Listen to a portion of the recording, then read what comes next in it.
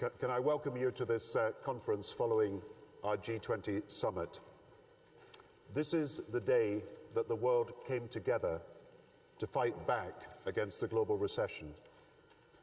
Not with words, but with a plan for global recovery and for reform, and with a clear timetable for its delivery. And our message today is clear and certain.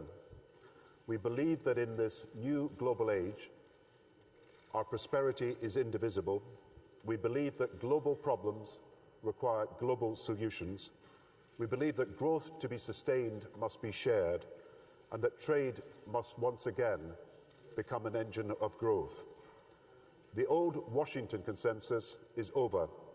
Today we have reached a new consensus that we take global action together to deal with the problems we face, that we will do what is necessary to restore growth and jobs, that we will take essential action to rebuild confidence and trust in our financial system, and to prevent a crisis such as this ever happening again. There are no quick fixes, but with the 6 pledges that we make today, we can shorten the recession and we can save jobs. We will complete the implementation of international colleges of supervisors of financial institutions, and we will implement new rules on pay and bonuses at a global level that reflect actual performance with no more rewards for failure. We want to encourage corporate responsibility in every part of the world.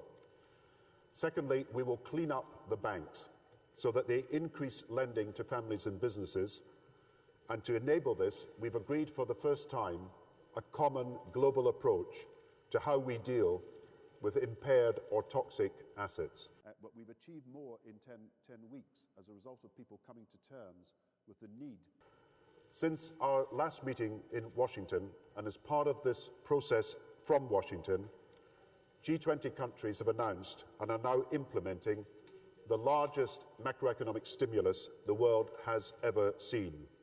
We are in the middle of an unprecedented fiscal expansion, which will, by the end of next year, amount to an injection of $5 trillion into our economies.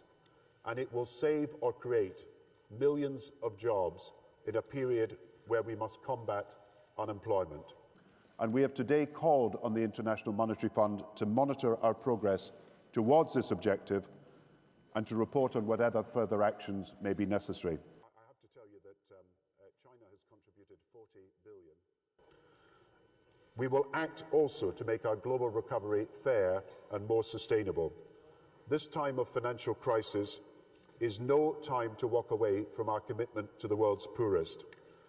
So when people are suffering, and yet it is within our capacity to help, we will not pass by on the other side. I think a new world order is emerging, and with it the foundations of a new and progressive era of international cooperation. We have resolved that from today we will together manage the process of globalization to secure responsibility from all and fairness to all.